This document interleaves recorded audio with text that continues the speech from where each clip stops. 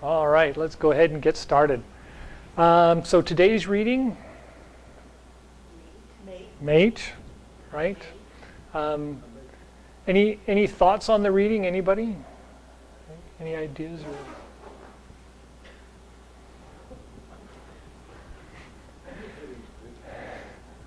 So in the reading, it primarily talks about the idea that two people get together and they spend their lives together, you know, and it could start off as a very physical relationship, and it ends up just being this wonderful connection that we gain with the other person. We get to know them really well, we get to understand their responses to things, and that both gives us insight to ourselves and appreciation for others. And that's really what the reading is talking about for this time of year, is how the stage of the winter gives us insight and understanding of both ourselves and others, so that we can kind of adjust our attitudes for moving into spring and summer, right? And that's one of the things we talk about a lot in the Taoist and Confucian philosophies, and in this class, because it really relates a lot to those things, is how we're not really working on what's happening right now, even though that's really big and it's really important for us to stay connected with the here and now. We're really dealing with the things that are left over from summer and fall, and they're preparing us for spring and summer, right? And so we're kind of at that midpoint where, yes, we're dealing with what's happening right now. If you do not put a coat on while it's cold, you will get a cold, right? But we're kind of dealing with the leftovers of summer and fall, right? So there's that condition of, if you didn't do well, if you didn't eat well, if you didn't respond well in the summer and fall, you'll have colds and flus through the winter because you didn't take care of yourself then, you feel it now. And if we don't do the things to take care of ourselves now, when spring comes and the energy starts to rise back up in it, it isn't going to go well, right? It's kind of like getting a really fancy car and getting into bumper-to-bumper traffic, right? It doesn't go very well. It's not really thinking ahead or planning well, right? Which is why in my email I kind of mentioned that this is those things that kind of give us the map and compass thing. So where am I going and how am I supposed to be getting there, right? So we have to look at our map. We have to get out the compass of the things. So I should premise this with, we have a map of what we have in life. That's our map. It's our body, it's our goals, it's our job, right? It's our kids, it's our family. That's the map. The compass is how we're doing it, how we're getting there, how we're making decisions in our life that apply to that map, right? And you have to put the two of them together, or it doesn't work very well. It's great to have a compass and know what direction is what, but without the map, you really don't know why would you go north. Why am I going north? Go north. You are blocked by a go north. You know, it doesn't work very well unless you have the map that says, oh, there's something that way, I can't go that way. I'm going to have to go around it or through it, over it, under it, something, right? We have to make a choice. So that's why I mentioned in the email that it's kind of that map and compass at this time of year to kind of sit down, plan it out, and so when we come to spring and summer, we've got an idea. We had our monthly Chi Gung session with my instructor last Saturday. And of course, it always comes up to one of the very common conversations, and that is that now's the time to make that little adjustment. Because if you don't make that little adjustment now, further down the road, right, you're farther and farther off track, right? And so if we wait to make that choice later on, we have to make a greater adjustment to get back. Where now, it's really, really simple. Just make that little adjustment now. I talked about it before in the idea of habit, right? In the spring and the summer and in the early fall, habits are really hard to change. Everything's all over the place, and you've got desires that are just like, everything's being granted to you, you know? It's like, wow, this is great. And then you come down to fall and winter, and it's like, oh, I didn't do that again. Why did I do that, right? And so we've got that Well, now's that time. All that energy's pared down. We're just this nice little simple essence of things and going, I really don't need to do that anymore. And now's a good time. It makes it really, really easy when it's just that choice or that choice. In the summer, it's all over the place and it makes it really, really hard, right? So now's a really good time. Spring will be another good time because it's the launching board, right? Do I jump off the high dive or do I jump off the low dive? But that's spring. For now, it's a matter of setting those things up, pairing things out, deciding what works better for the future by treating it now, which is why a really good thing is bone soup, bone stocks, fairly rich soups, but you want to cook them a long time. You want to get the essence out of everything. It's not needing to be fresh like spring and summer. Spring and summer, all the energy's right there. You just got to eat it. Well, in fall, your body's not looking for that, right? We're nourishing. So this is very yin, right? And we're talking about yin a lot this time of year. And yin is introversion, it's observation, it's support, and it's also undermining, right? And so if you get into a rough, my wife loves this one, if you get into a rough argument with somebody and they're, demanding is very yang, right? Pointing out the facts, very yang. So they're like blasting you with all the facts and, it's pre-planned and this is the way and it's got to be and blah, blah, blah, blah, blah. And it's like yin comes in from underneath and goes, well, but what about this, right? What if you change that perspective a little bit? Well, what about this happening? Because this happens too. And that's also a fact. And what about this? What about? And you start undermining that big cliff that they've built of facts until it collapses on them. And it's like, that's the yin, right? That's that yin character. And it happens within us. We have yin and yang. And so we've got to watch that balance. And sometimes we have to undermine our own ego to get ourselves to recognize that support and come back to a level spot, right? We don't want to overdo it, but we do want to find that balance. When we get into a communication with somebody else, that yin and yang in us changes. It becomes a pairing. And now there's yin and yang in the conversation, right, between us. And then we watch how that balance goes. And if it's not a very even balance and it's not very, amenable, then we've got to either be the opposite more, like yin and undermine, or we've got to be more yang to demonstrate the fact and demonstrate the direction and, the proof in the pudding, as it were, of what things are supposed to be like so that you can balance out the conversation. Right? Otherwise, it isn't going to go very smoothly. Okay, without going any further, let's stop there. Any other thoughts on that? Any interests in the yin and yang or diet? No? Okay, let's go ahead and sit down.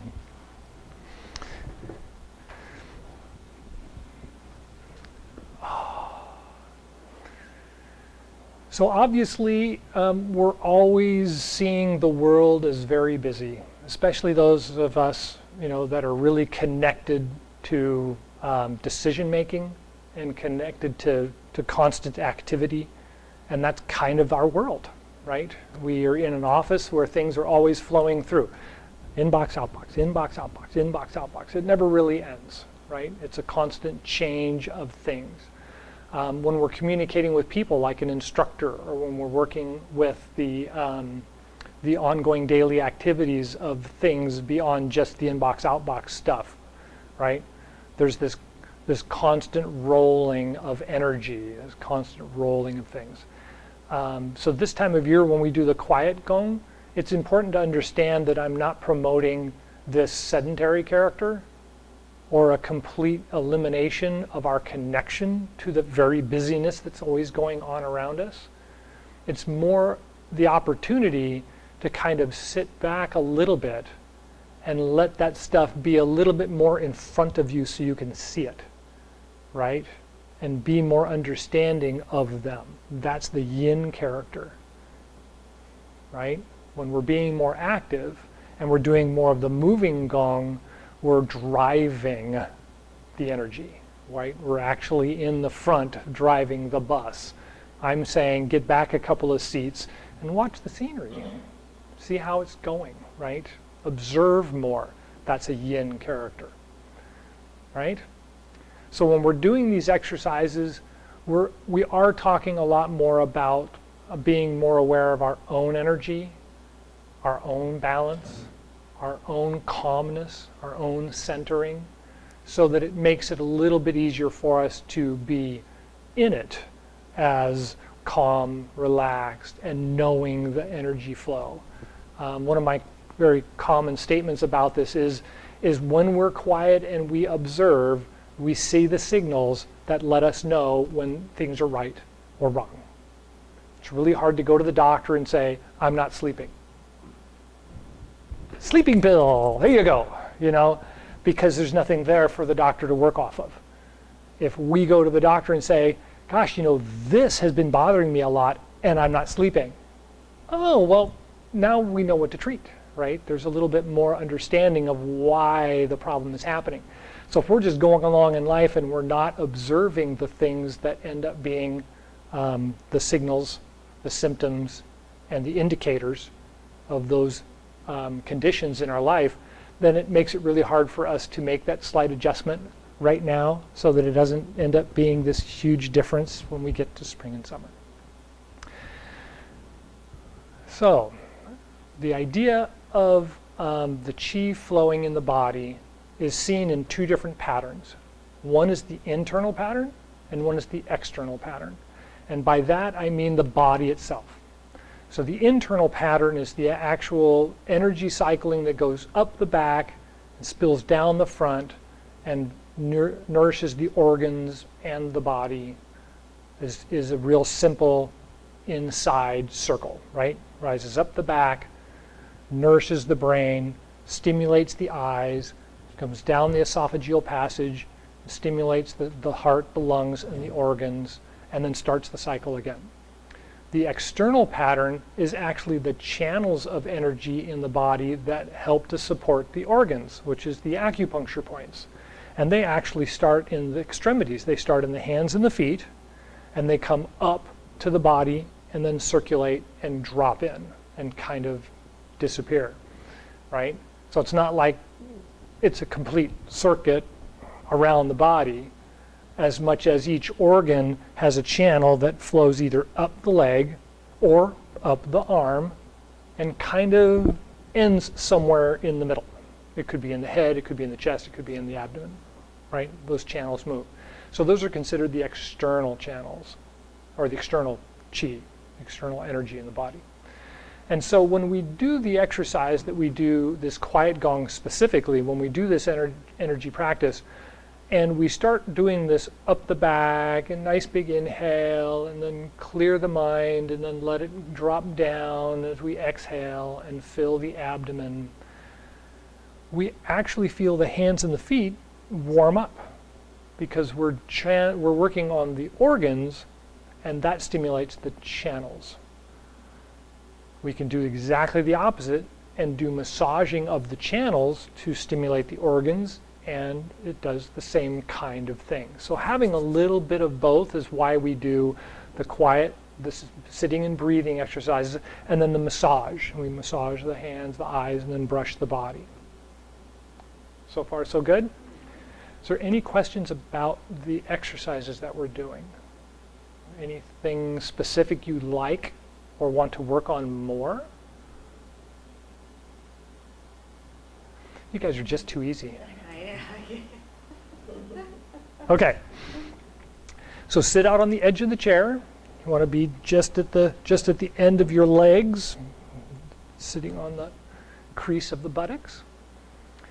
You want to kind of relax the lower back just a little bit so that it's not just rolled over completely, but you don't want to slouch back. You want to kind of be right in the middle. And you'll find that when you do that, it kind of gives you that uplifting feel, right? You kind of roll back just a little bit, and the chest picks up just a little bit. you want to find that spot, and then tuck the chin in and lift up the head so that the upper shoulder and neck kind of become a little straighter. Better for those of us that are still young.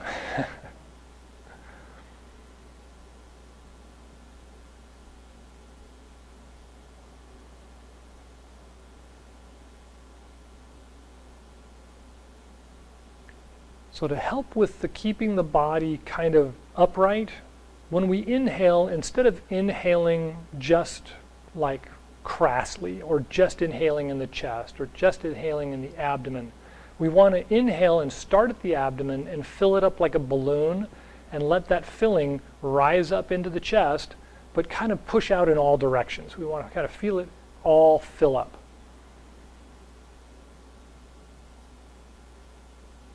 And then when you exhale, pretty much the same thing, except we're going to draw down from the lungs and kind of press slightly down into the abdomen. So we want to feel the last thing be just below the belly button, kind of the center of the lower abdomen. So inhale and fill up. And you'll feel kind of a pressing in the abdomen. And then when you exhale, just kind of keep that pressing in the abdomen until the last thing you feel is that kind of sinks away. And try that a couple of times.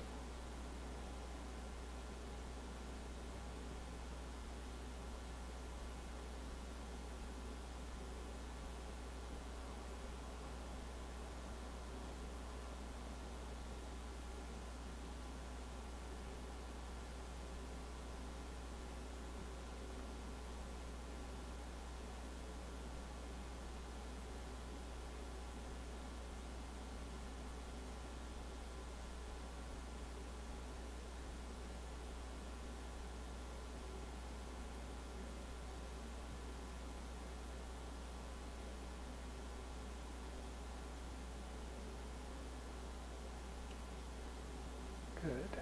All right. Anybody notice any change in their body? Temperature? Yeah. Sensations, tingling, any other thoughts? Yeah. Fingers and toes is really, really common, right? Exactly what I was just talking about. You think about the center channel and warm the center channel, and it changes the channel of the body, right? Hands, the feet, all those channels open up. So this is some really regular practice for a lot of people. It's just calming, breathing, and with a clear mind, it opens you right up and it clears the channels. So now let's rest the hands on the abdomen. Right hand over the left for the male and left hand over the right for the female.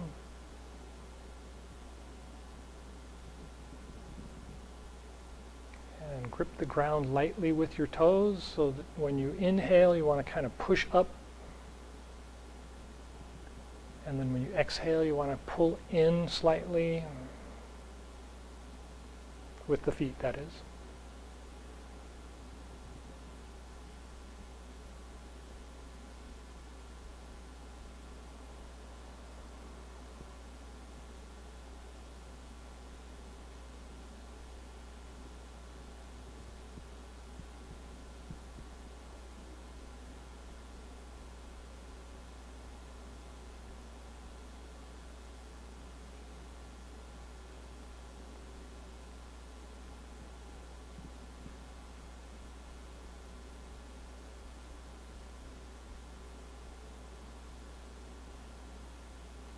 And when you're ready, take a deep breath. And relax.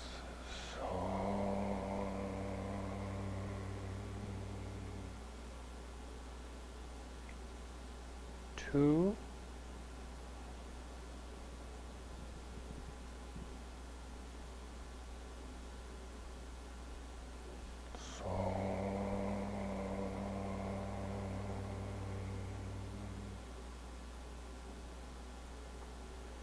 Three.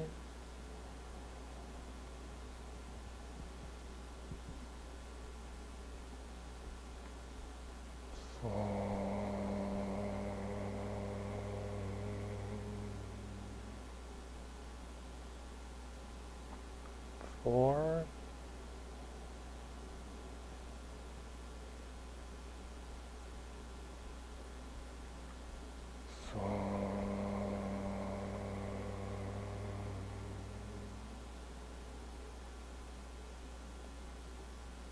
5,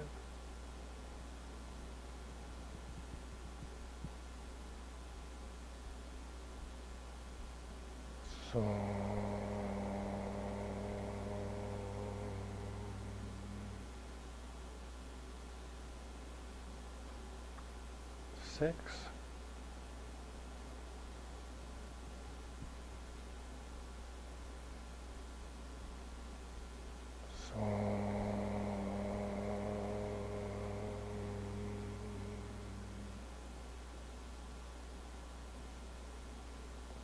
7,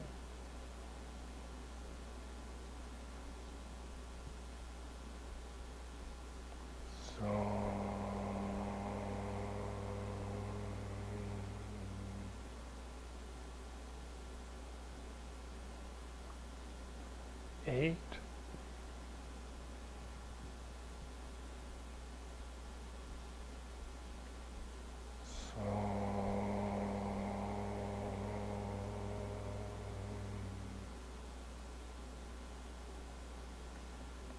9,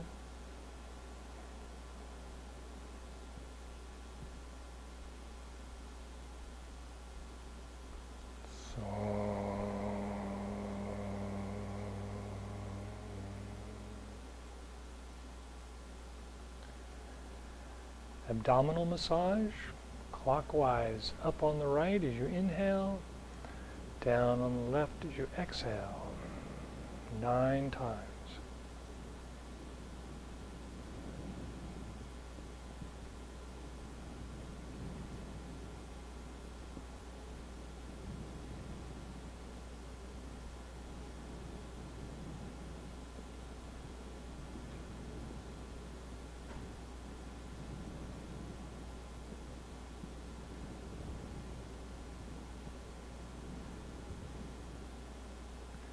And then change hands and directions 9 times.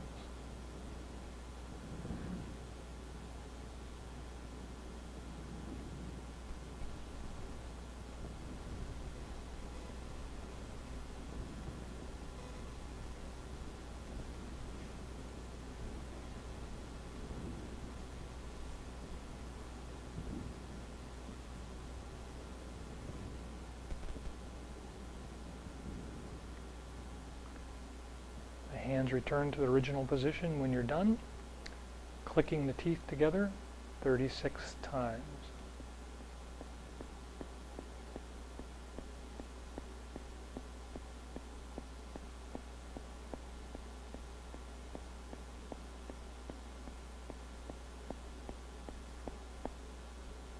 And then massage the gums with the tongue around the outside of the gums clockwise 10 times.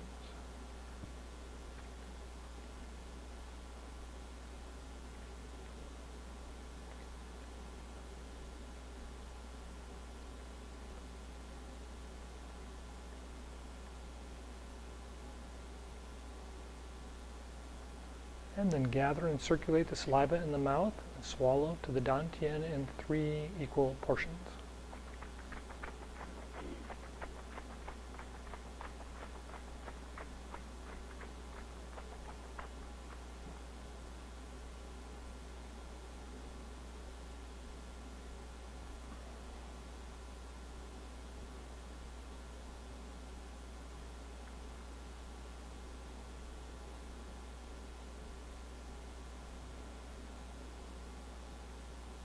And massage the hands together.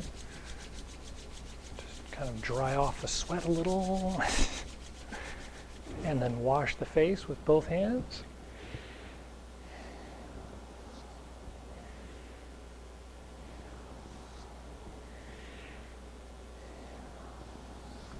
And then massage the face with one hand 3 times.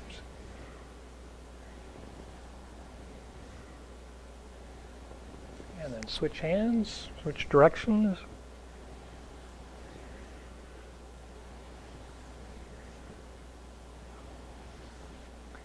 cup and massage the eyes, and then push back and massage the temples.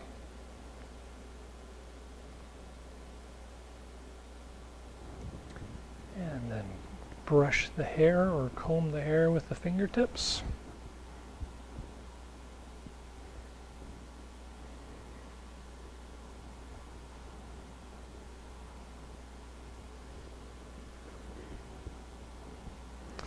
Massage the ears with the thumb and the forefinger.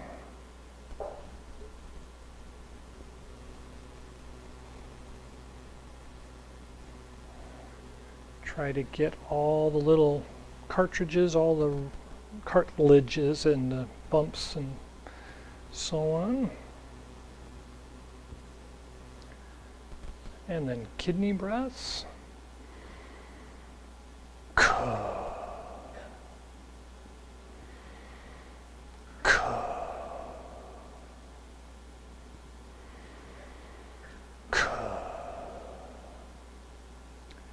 And then Tibetan drum exercise. Cover the ears and flip the fingers at the back of the skull and listen to the drumming.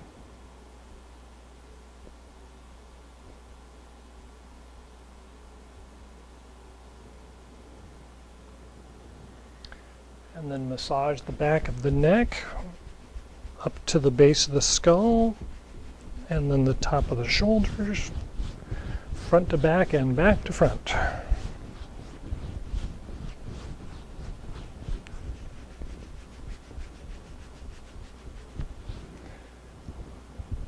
Massage the hands together, and then we're going to massage the lower back with loose fists.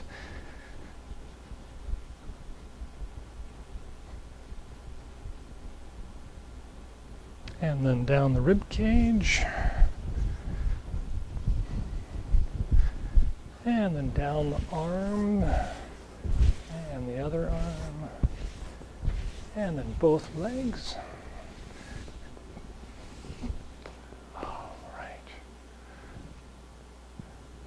Okay.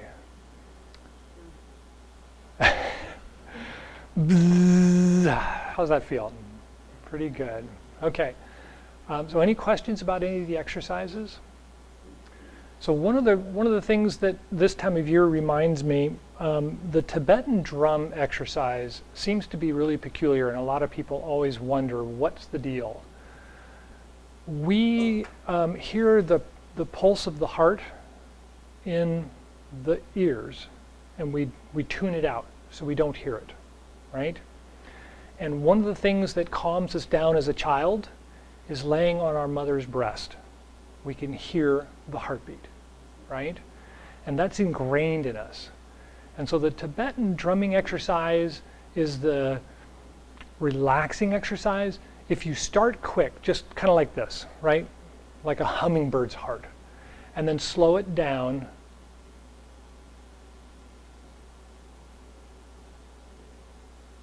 to the point where we are lower than our own heart, it will calm us down. And so it's a really good exercise if we feel elevated, right? A little too wound up. Try that exercise.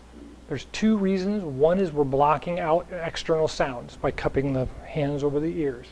And then we reset ourselves by kind of going quickly and then slowing them down. It reminds us to slow down. It also sounds more like our heartbeat slowing down, and so therefore it encourages our heartbeat to naturally slow down. So something to think about. Any other questions? Of course, that wasn't your question, that was my question. Because I have all the questions. I don't know how that works exactly. If we've got time, let's do the closing exercise. So just start in the standing position. Let the arms kind of pull open and elbows out and back slightly. Kind of relax the body. Turn the palms out. Inhale, rise up.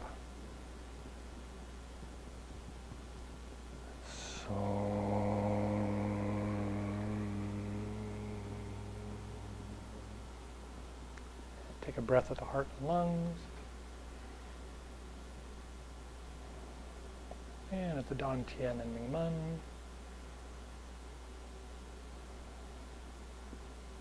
And the bubbling spring points at the bottoms of the feet.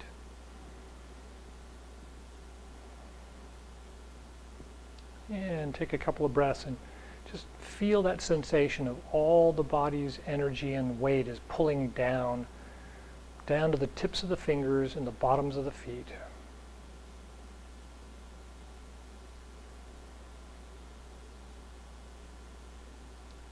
And when you're ready, palms out, inhale, rise up.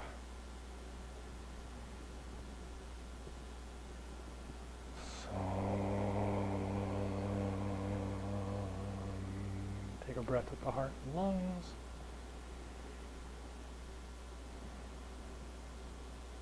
And the Dan Tian and Ming Men.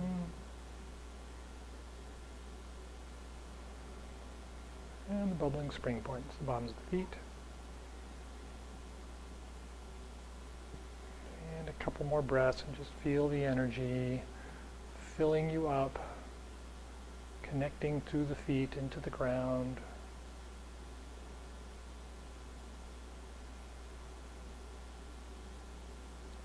And palms out, inhale, rise up.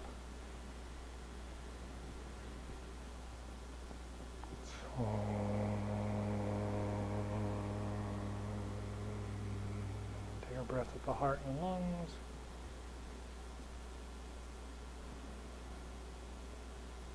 And the Dan Tian and Ming Men.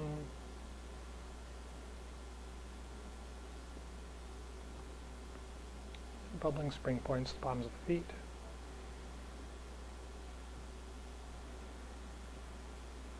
And a couple more breaths.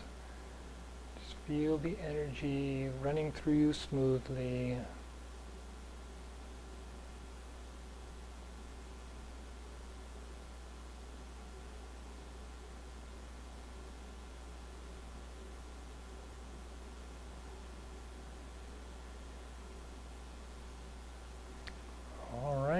Any last thoughts or questions? No? Okay. Thank you for coming. Yeah, exactly.